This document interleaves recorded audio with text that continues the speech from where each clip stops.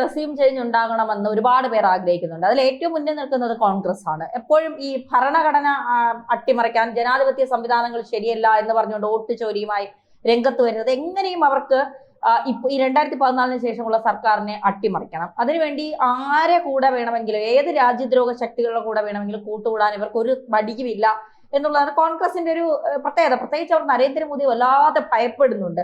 അവരുടെ ഒരു കളികളും ഇന്ത്യയിൽ നടക്കില്ല, ഇന്ത്യയെ തകർക്കാനായിട്ടൊന്നും നടക്കില്ല എന്നുള്ളതാണ്. ഇപ്പോൾ ബംഗ്ലാദേശിലെ ധാക്കയിൽ ഒരു US കമാൻഡോ വന്ന് അയാളെ അറ്റാകൻ വന്ന് തീർത്തിട്ട് പോയി എന്നാണ് കേൾക്കുന്നത്. മോദിയെ വധിക്കാൻ വന്നു എന്നാണ് ദേശീയ അന്താരാഷ്ട്ര മാധ്യമങ്ങളൊക്കെ റിപ്പോർട്ട് ചെയ്തത്. അതിനുശേഷം മഹാരാഷ്ട്രയിൽ മതപരിവർത്തനം നടത്താൻ 24ഓളം പാസ്റ്റർമാർ എത്തി. അതിൽ ഒരാളെ പിടികൂടിയപ്പോഴാണ് 24 പേര് പറഞ്ഞത്. ഇവരും അമേരിക്കയിൽ ഇപ്പോഴും സജീവമായി ഉദ്യോഗസ്ഥരായിരിക്കുന്ന US കമാൻഡർമാരാണ്, അല്ലെങ്കിൽ മിലിറ്ററി ഉദ്യോഗസ്ഥരാണ്.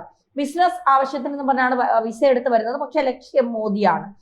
ഇങ്ങനെ പലതരത്തിൽ മോദിയെ കൊല്ലാൻ ഡീപ് സ്റ്റേറ്റും അവരും ഇവരും ഒക്കെ കിണഞ്ഞു ശ്രമിക്കുന്നുണ്ട്. പക്ഷെ മോദിയെ കൊല്ലാൻ അല്ലെങ്കിൽ മോദിയെ തീർക്കാൻ ആർക്കും നടക്കുന്നില്ല എന്നുള്ളതാണ് യാഥാർത്ഥ്യം. ഇപ്പോ പ്രിയങ്ക ഗാന്ധി പറയുകയാണ് പാർലമെന്റിൽ മോദിയുടെ ഖബർ ഒരുങ്ങിക്കഴിഞ്ഞു എന്നുള്ളത്.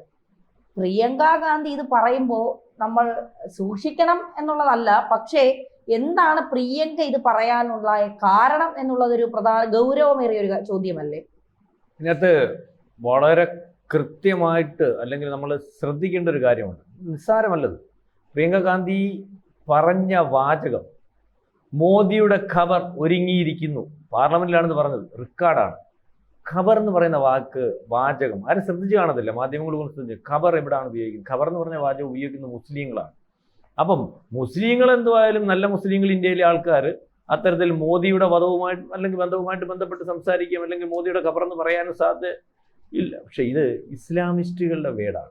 പ്രിയങ്ക ഗാന്ധി ഉപയോഗിച്ചിരിക്കുന്ന ആ വേർഡ് അല്ലെങ്കിൽ ആ വാചകം, ഖബർ എന്നുള്ള വാചകം, അതായത് ഹിന്ദു ഇതിൽ മോദി വധിക്കപ്പെടും അല്ലെങ്കിൽ മോദിയെ അല്ലെങ്കിൽ കൊല്ലും, ആ രീതി പറഞ്ഞാൽ പോരെ. അല്ലെങ്കിൽ മോദി ഇത് ഖബർ എന്ന് പറയാൻ കാര്യം എന്താ? അപ്പം ആ പറച്ചിലിനകത്ത് പോലും ആ വാചകം ഉണ്ടാകണം എന്ന് ശ്രദ്ധിച്ച് പറയുകയും അല്ലെങ്കിൽ ആ താല്പര്യം ആരാണോ വെച്ച് പുലർത്തുന്നത് അവരുടെ കൂടെ നിന്ന് അല്ലെങ്കിൽ അവരുടെ ഭാഗമായിട്ട് നിൽക്കുന്ന ആൾക്കാരാണ്. ഇതിപ്പം അവരുടെ ഭാഗമായിട്ട് നിൽക്കുന്ന ആൾക്കാരാണ് കോൺഗ്രസ് എന്നുള്ള കാര്യം ഈ വളരെ കാലമായിട്ട് അല്ലെങ്കിൽ ഈ പറയുന്ന പ്രിയങ്ക ഗാന്ധിയുടെയും രാഹുൽ ഗാന്ധിയുടെയും നേതൃത്വത്തിൽ വന്നതിന് ശേഷം വളരെ കൃത്യമായിട്ട് വ്യക്തത വരുത്തി പറഞ്ഞുകൊണ്ടിരിക്കുക. കോൺഗ്രസിന്റെ അജണ്ട ഈ പറയുന്നത് പോലെ മുസ്ലിം അജണ്ടയാണ്, അല്ലെങ്കിൽ അത് ഇസ്ലാമിസ്റ്റ് അജണ്ടയാണ്. മുസ്ലിം അജണ്ടയല്ല, ഇസ്ലാമിസ്റ്റ് അജണ്ടയാണെന്നുള്ള രീതിയിൽ നേരത്തെ ഇത് മറച്ചു പിടിച്ചിരിക്കുകയായിരുന്നു. ഇത് തന്നെയായിരുന്നു നെഹ്റുവിന്റെ അജണ്ട, ഇത് തന്നെയായിരുന്നു ഒരു പക്ഷേ കോൺഗ്രസിന്റെ മൊത്തത്തിലുള്ള അജണ്ട, അല്ലെങ്കിൽ ഇപ്പൊ ഭരിച്ചുകൊണ്ടിരിക്കുന്ന കർണാടകയിലെ സിദ്ധരാമയ്യയുടെ അജണ്ട, ഇപ്പൊ അല്ലെങ്കിൽ അതിനപ്പുറം നിൽക്കുന്ന DK ശിവകുമാറിനെ ആക്കണ്ടെന്ന്, മുഖ്യമന്ത്രി ആക്കണ്ട എന്ന് പറയുന്നതിന്റെ അജണ്ട. അപ്പൊ ഇതിന്റെ അല്ലെങ്കിൽ ഈ ഇന്ത്യയിൽ നമ്മൾ പറഞ്ഞല്ലോ, മോദി വധം അന്താരാഷ്ട്ര രീതിയിൽ അല്ലെങ്കിൽ ലോകം മൊത്തം ചർച്ച ചെയ്തുകൊണ്ടിരിക്കുന്ന ഒരു വിഷയമായിട്ട് മാറിയിരിക്കണം. മോദിയെ വധിക്കും, ആ രീതിയിലേക്കുള്ള ഒരു സാധനം വരുന്നു. നമ്മൾ മോദിയുടെ ഈ ധാക്കയിലെ ബംഗ്ലാദേശിൽ കമാൻഡോ എന്ന് പറഞ്ഞാൽ നിസ്സാരമായിട്ടുള്ള കമാൻഡോ അല്ല. ആ കമാൻഡോ കൊല്ലപ്പെട്ടപ്പോൾ അയാളുടെ ഉള്ളിൽ വിഷം ചെന്ന് കൊല്ലപ്പെടുന്നു. അവിടെ അമേരിക്ക പ്രത്യേക താല്പര്യം അനുസരിച്ച് ഹോട്ടൽ ബുക്ക് ചെയ്ത് കൊടുക്കുന്നു, അല്ലെങ്കിൽ അമേരിക്കൻ എംബസി അതിനകത്ത് ഇടപെടുന്നു. അയാളുടെ ഉള്ളിൽ ചെന്ന വിഷം പരിശോധിക്കുമ്പോൾ ആ വിഷം സ്ഥിരമായിട്ട് റഷ്യ ഇതുപോലെ ആൾക്കാരെ വധിക്കുന്നതിന് വേണ്ടി ഉപയോഗിക്കുന്ന വിഷമാകുന്നു. ഈ പോസ്റ്റ്മോർട്ടം പോലും നടത്താതെ അവിടുന്ന് പ്രത്യേക വിമാനം എന്ന് പറയുമ്പോൾ ഒരു ആ ശവം കൊണ്ടുപോകുന്ന വിമാനമല്ല, ഒരു 10ഓ 20ഓ പേരെ കൊണ്ടുപോകാൻ പറ്റുന്ന വിമാനമാണ് വന്നിട്ട് പോയെന്നുള്ള രീതിയിൽ കാര്യം വരുന്നു. ഇതിനെപ്പറ്റി അമേരിക്ക ഒന്നും മിണ്ടുന്നില്ല, ബംഗ്ലാദേശിനൊന്നും ചെയ്യാൻ സാധിക്കുന്നില്ല. അപ്പം പിന്നെ വാർത്ത വരുന്നത് ഇയാൾ കൂടാതെ 20 പേരുണ്ടായിരുന്നു, 12 പേരും ഇതേ പാറ്റേണിൽ അവിടെ വെച്ച് മരിച്ചു. ഇവരെ കൂടെ അതിൻ്റെ കൂടെ കൊണ്ടുപോകുന്നതിന് വേണ്ടിയാണ് വലിയ വിമാനം കൊണ്ടുവന്നത്. അതിനുശേഷം മഹാരാഷ്ട്രയിൽ വന്നില്ലേ, ഒരു പാസ്റ്ററെ പിടികൂടുമ്പോൾ പാസ്റ്ററിന്റെ പ്രസംഗവും കാര്യങ്ങളും അയാളുടെ രീതികളും മനസ്സിലാക്കി അല്ലെങ്കിൽ അതിനകത്ത് അസ്വാരസ്യം തോന്നി അല്ലെങ്കിൽ സംശയം തോന്നി അവിടുത്തെ ഹിന്ദു സംഘടനകളോ അല്ലെങ്കിൽ നാട്ടുകാരും ഇടപെട്ട് ഇവനെ പരിശോധിച്ചപ്പോൾ ഇവൻ അവിടുത്തെ ലൈവായിട്ടുള്ള കമാൻഡോ ആണ്, അല്ലെങ്കിൽ അമേരിക്ക പട്ടാളത്തിൽ ജോലി ചെയ്യുന്നവനാണ്. അവൻ ബിസിനസ് വിസയിൽ ഇവിടെ വന്നിട്ട് അവൻ ചെയ്യുന്ന പണി വേറെയാണ്. അപ്പോൾ പാസ്റ്ററായിട്ട് നിന്നാൽ ആരും ശ്രദ്ധിക്കത്തില്ല. അപ്പം ഈ രീതിയിലേക്ക് വളരെ കൂടുതൽ ആൾക്കാർ ഇവിടെ വന്നിരിക്കുന്നു. അല്ലെങ്കിൽ ഇത്തരത്തിൽ റെസ്യൂം ചേഞ്ച് പല ഘട്ടത്തിൽ നോക്കി ഏറ്റവും അവസാനം 2014 ഇലക്ഷൻ അട്ടിമറിക്ക് വേണ്ടിയുള്ള ശ്രമം നടത്തി. ഇതിനെല്ലാം അതിജീവിച്ച് വീണ്ടും മോദി വരികയാണ്. അപ്പം BJPയെ ഈ പറയുന്നത് പോലെ വളരെ ആഴത്തിൽ ഇവിടെയായി. അതിനെ മറികടക്കാൻ പറ്റുന്ന നേതാക്കന്മാരെ, പ്രതിപക്ഷത്തെ ഒക്കെ ഒരുക്കിയണക്കെ അത് കെജ്രിവാളിന്റെ രൂപത്തിൽ ഒരുക്കി. കെജ്രിവാൾ പൊളിഞ്ഞുപോയി, അല്ലെങ്കിൽ അയാൾ അകത്തായിപ്പോയി, അയാളുടെ രാഷ്ട്രീയം തന്നെ ഇല്ലായ്മയായിപ്പോയി. പല രീതിയിൽ നോക്കി. ഏറ്റവും അവസാനം ഈ പ്രതിപക്ഷ നേതാവിനെ അതിനെ ഒരുക്കിയിട്ട് വേണ്ട രീതിയിൽ ഒരുങ്ങുന്നില്ല, അല്ലെങ്കിൽ അതിന് വേണ്ട രീതിയിൽ പ്രയോജനപ്പെടുത്താൻ സാധിക്കുന്നില്ല. അദ്ദേഹത്തിന് തലയ്ക്ക് സുഖമില്ലാത്ത ആളായതുകൊണ്ടോ അല്ലെങ്കിൽ കഴിവുകേടോ കൊണ്ടോ ആയിരിക്കും. പ്രിയങ്ക ഗാന്ധിയെ നോക്കി. പ്രിയങ്ക ഗാന്ധിയും വേണ്ട രീതിയിൽ ഒരുക്കാനോ അല്ലെങ്കിൽ ഇത്തരത്തിൽ ഉപയോഗിക്കാനോ സാധിക്കുന്നില്ല. BJPയെ തളയ്ക്കാൻ പറ്റാത്ത രീതിയിലേക്ക് ആഴത്തിൽ ഇറങ്ങി നിൽക്കുന്നു ഇന്ത്യയിൽ എന്ന് കണ്ടപ്പോൾ അടുത്തത് BJP വേണ്ട, അതെന്തുവായാലും ഒരു ഭഗീരഥ പ്രയത്നമാണ്.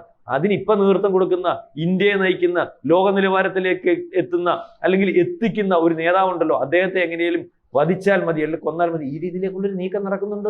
രഹസ്യാന്വേഷണം അത് പരസ്യമായിട്ട് പറയുന്നില്ലെന്നേ ഉള്ളൂ, വരുന്നു. അപ്പം ഇതിനകത്ത് ഇന്ത്യക്കകത്ത് ഒരുക്കം നടക്കുന്നു, അല്ലെങ്കിൽ അത്തരത്തിൽ വേണം. ഇപ്പൊ വോട്ട് ചോരി പല ഘട്ടങ്ങളിൽ പരാജയപ്പെട്ടതാണ്, ബീഹാറിൽ പരാജയപ്പെട്ടതാണ്. ഇതിനകത്ത് സത്യസന്ധമായ കാര്യങ്ങളില്ല എന്ന് പറഞ്ഞാണ് കഴിഞ്ഞ ദിവസം ഫറൂഖ് അബ്ദുള്ള പറഞ്ഞു, ഞങ്ങൾ ഇതിനകത്തില്ല.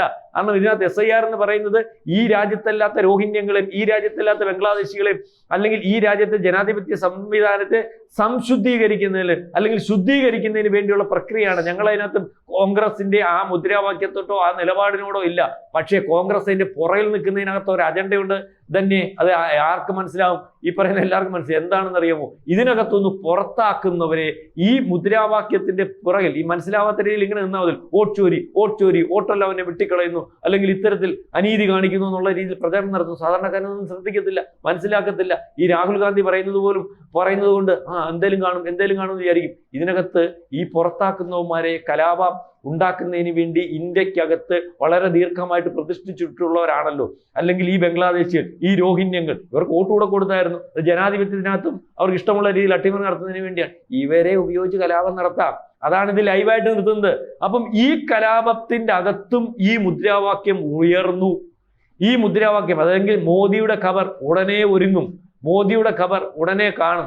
ഈ പറയുന്നത് ഇതാരാ? എന്നിട്ട് പ്രിയങ്ക ഗാന്ധി പറഞ്ഞത് ആരോ പറയുന്നു, എവിടേക്കോ മുഴങ്ങുന്നു, ഇന്ത്യ മൊത്തവും അലയടിക്കുന്നു, മോദിയുടെ ഖബറിനായി ഇങ്ങനെ ഇന്ത്യ മൊത്തവും ആവേശം കൊള്ളുന്നു, അല്ലെങ്കിൽ ആൾക്കാർ അദ്ദേഹത്തിന് ഇല്ലായ്മ ചെയ്യുന്നതിന് വേണ്ടി ആ ഒരു മാനസികാവസ്ഥയിലേക്ക് പോകുന്നു. അത്രയ്ക്ക് മോശമായിട്ടുള്ള ഒരാളാണെന്നുള്ള രീതിയിൽ പാർലമെന്റിൽ റെക്കോർഡ് ഉണ്ടാക്കാൻ ശ്രമിച്ച മാധ്യമങ്ങൾ ഇത് വിളിച്ചു. ആരാന്നറിയോ?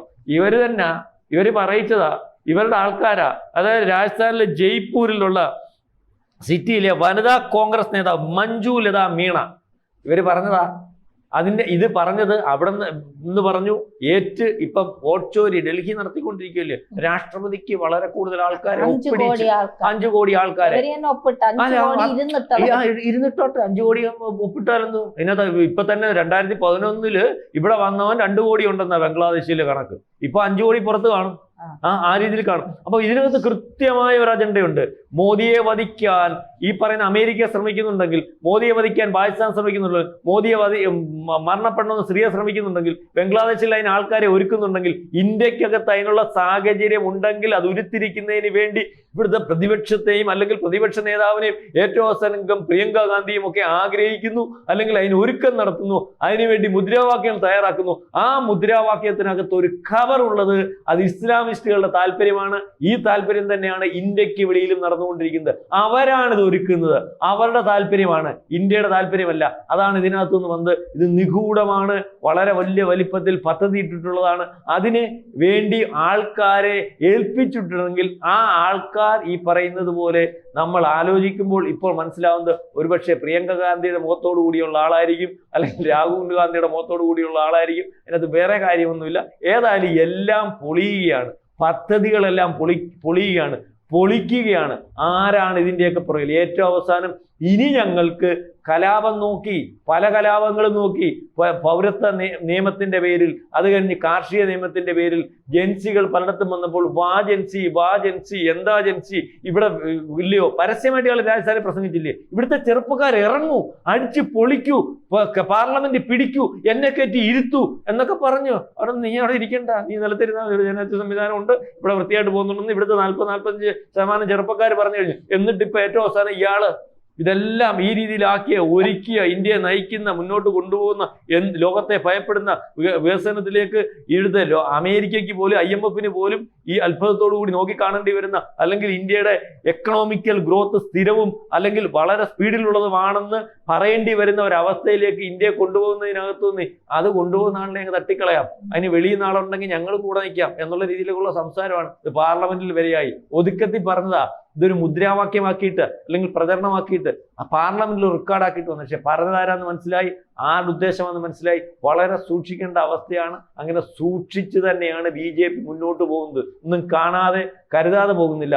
അവർക്കറിയാം ഏറ്റവും അവസാനം പ്രിയങ്ക ഗാന്ധി വേറൊരു കൊട്ടേഷൻ കൊടുക്കാൻ സാധ്യതയുണ്ടെന്ന്. എന്താണെന്ന് ഒരു രീതിയിലും വന്നില്ലെങ്കിൽ അടുത്ത തെരഞ്ഞെടുപ്പിന് മുമ്പേ നേരത്തെ ചെയ്ത അച്ഛന് കിട്ടിയ പണിയും അമ്മൂമ്മയ്ക്ക് കിട്ടിയ പണിയും ഒക്കെ ഈ പറയുന്ന ചേട്ടന് കൊടുത്ത്, എന്നാലും വാദ്രയുടെ ആ രീതിയിലൊക്കെ ഒരു ആലോചന വാദ്രയുടെ തലമണ്ടയിൽ വന്നാലും അതിശയപ്പെടാറുണ്ട്.